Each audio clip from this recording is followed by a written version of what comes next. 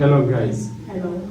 Yeah, welcome to this presentation. As you know, I've been making the research about the expansion of Akimu's products, the sneakers, to Indian market.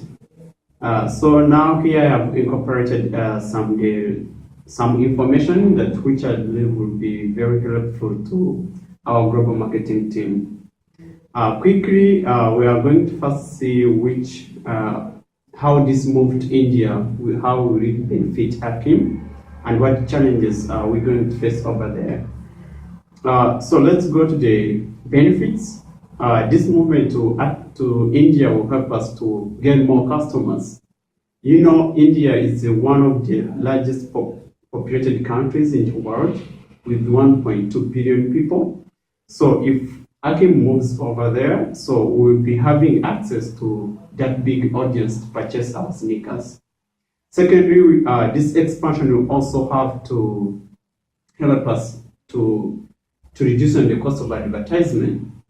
Remember we've been spending much on adverts, but if we move over there where the population is very big, it doesn't necessarily mean that we need to invest more because people are around and we have to buy as soon as we put the products on market. Also, this movement will meet different challenges.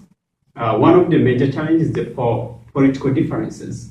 You know, in the US market, we favor foreign businesses, but we don't know how in India it will look like. So the Indian politics, possibly the government policy, may be a problem to our operation there. Another thing is the cultural differences. You know, India is one of the countries that have preserved their culture for years and years. So it will depend to see how, if the Indians like the sneakers that we'll be selling, if they're compatible with their culture. And another thing is also the legal differences. You know, Akim has the copyrights for our products, but you know, the copyright is not like the international standard. Some countries have different copyrights. So we'll have to cope up with that. So as we move on, I have prepared some terms that I believe that will be very crucial to the marketing team. So we are going to go over some terms quickly and see how Akim will use these terms as we operate in India. The first one is the global marketing strategy. According to onlinelibrary.com, it refers to a strategy that encompasses countries from several different regions in the world, aims at coordinating companies' marketing effort. So these are the strategies that is used globally by global businesses to market their products. The second term is the target market. Based on Sailor.com, it's a particular group of consumers which a product or service is aimed. So in other words, this means that it's the target audience whom we are targeting. For instance, if we move our business to India, the target market will be the Indians living in a certain place where our business will be selling the sneakers. And another thing is the demographics. Demographics refers to the structure of the population or segments. For instance, who are we going to be wearing our sneakers? Are we targeting the old people, young people, youth, or maybe 18 years old, or something like that? The third term is the consumer behavior. Based on the marketingteacher.com, this refers to the state of consumers and the process they choose to dispose the products. So consumer behavior differs depending on what the consumers need. And another thing is also the social media marketing. This is, according to the search engine land, this refers to the process of gaining traffic or attention through social media. This can be done through search engine optimizations, digital marketing tools, social media such as Facebook, Twitter, and Instagram. And again, we have to look on the global brands. Global brands, according to Branding Strategy Insider 2010, are recognized through much of the world, intending to create global brands to the following. For the big global brands that we can look at can be like the Coca-Cola, the Apple, Nike, Adidas, and so on. So here I've also prepared some factors that determines when the business is operating globally. So this slide is farm-based characteristics.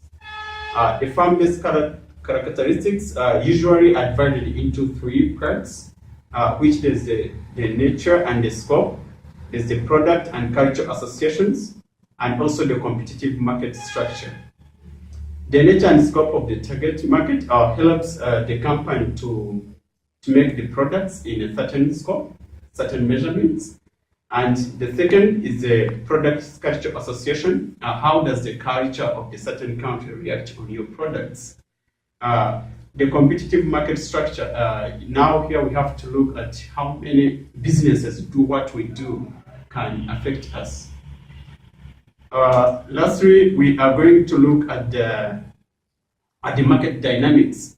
On the market dynamics, it involves the political and economic integration and the emergence of global market infrastructure.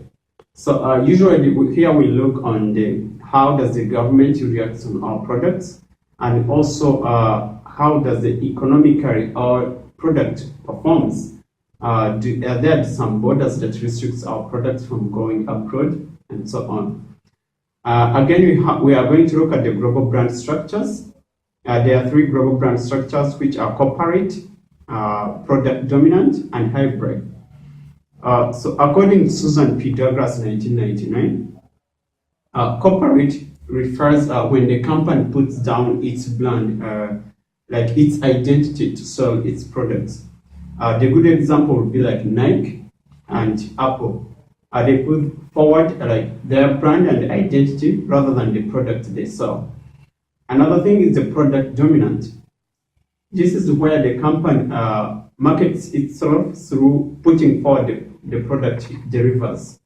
The good example here would be the P&G. It offers, it markets itself through this method.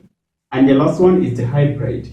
The hybrid usually is a combination of the product dominant and the corporate dominant. According to Susan, she said that the example of this would be like Coca-Cola. Coca-Cola is usually, we hear the name Coca-Cola as a brand, but also the products produced by Coca-Cola are very popular worldwide. That's all I had for today, guys, unless you have questions. Otherwise, that's it. Questions. Thank you, guys.